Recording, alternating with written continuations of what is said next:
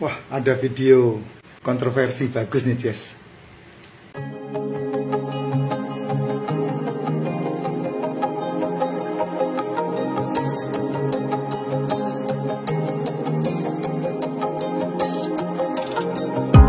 Ya, saya ngefans sama Pak Mahfud MD ini.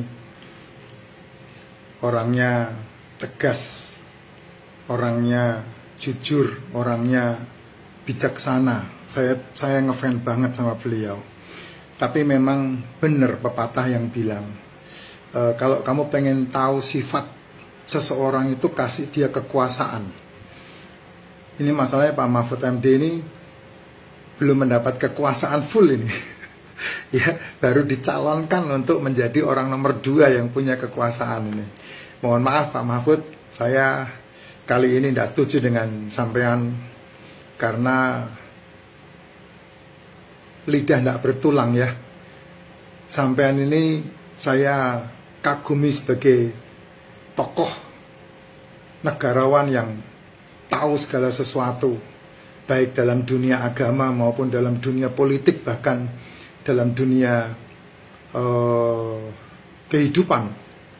Tapi hanya gara-gara syahwat politik Anda tidak bijaksana hari ini dengan ungkapan yang menyakiti rakyat Indonesia sendiri, sebetulnya dunia, bahkan diri Anda sendiri sebetulnya. Yang tidak paham lebih aman sih tidak usah ikut campur urusan Israel sama Palestina. Yang tidak paham, yang paham cukup melihat apa yang Tuhan sedang kerjakan di dunia ini. Itu kata kuncinya. Sekali lagi saya ulangi ya, yang tidak paham lebih baik tidak usah ikut campur urusan Israel dan Palestina. Tapi yang paham cukup melihat, tidak usah ikut analisa, karena analisamu sampah semua. Saya ikut bicara ya teman-teman ya. Saya tidak menyebut Muslim, tapi saya menyebut Islam. Muslim itu adalah orang yang takut dan takwa kepada Tuhan, atau Muslim itu disebut sebagai dalam bahasa Arab orang yang takut dan takwa kepada Sang Pencipta. Orang Kristen yang takwa dan takut kepada Tuhannya disebut Muslim juga. Orang Islam yang takwa dan takut kepada Tuhannya disebut Muslim juga. Demikian juga dengan orang Hindu dan Buddha yang takwa dan takut kepada Tuhannya, dia juga disebut Muslim dalam bahasa Arab. Cuman di negara kita ini sudah salah kaprah. Muslim itu dikategorikan hanya orang Islam, dan kemudian yang lain disebut kafir. Itu hanya ada di negara kita ini.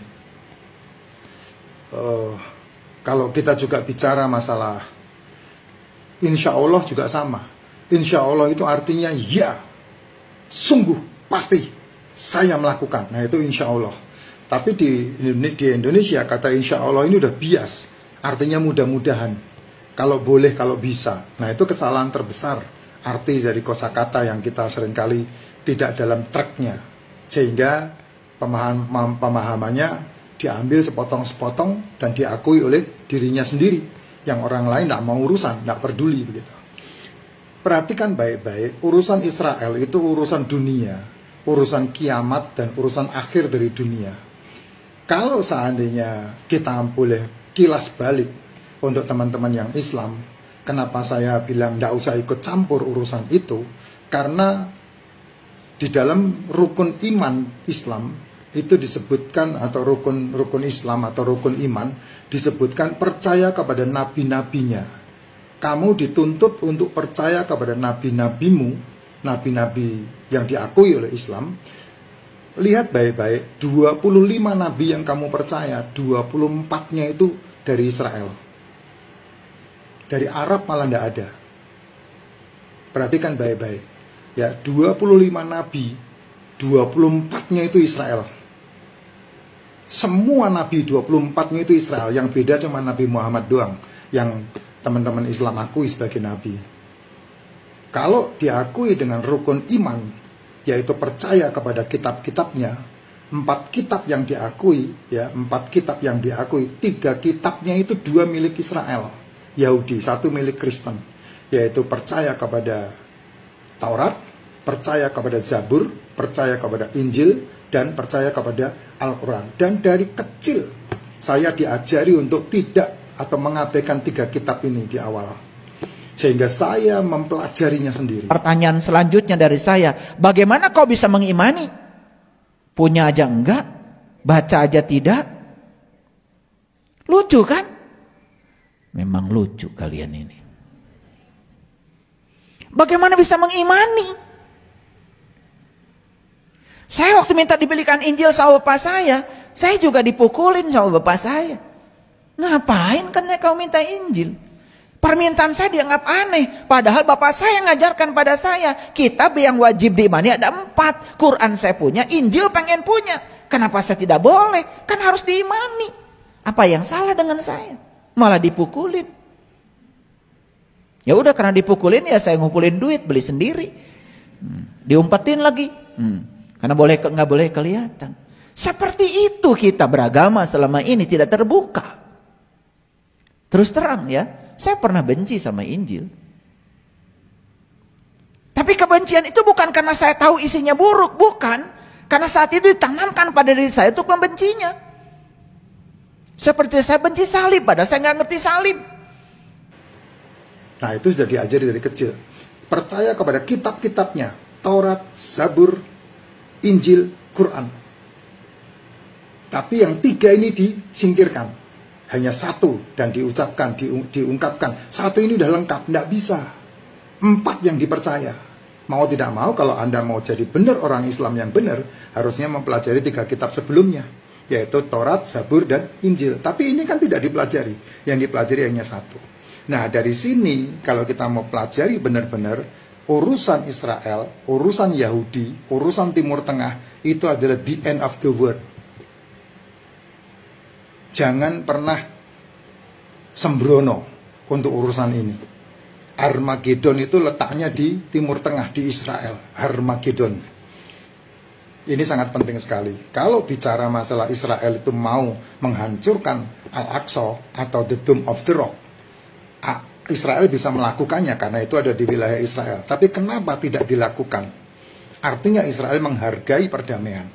Tetapi pada ujungnya nanti, tempat itu nanti akan dirontohkan, diruntuhkan semua. Kalau kamu melihat di dalam kitab Zakaria pasal 14 ayat yang ke-7, dikatakan ketika kakinya berjejak di Bukit Zaitun. Kakinya siapa? Kakinya Mesias. Berjejak di Bukit Zaitun. Bukit itu akan terbelah dari timur ke barat, dikatakan. Jadi dari Bukit Zaitun menuju ke Yerusalem itu terbelah. Dan persisnya itu di depan tembok atau di depan pintu gerbang yang namanya The Golden Gate di Israel. Pintu gerbang tembok timur Yerusalem.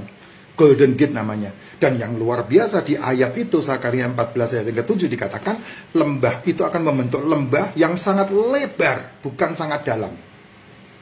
Itulah sebabnya di Bukit Zaitun itu ada kuburan orang Israel. Dan di depan tembok timur Yerusalem itu ada kuburannya orang-orang Islam.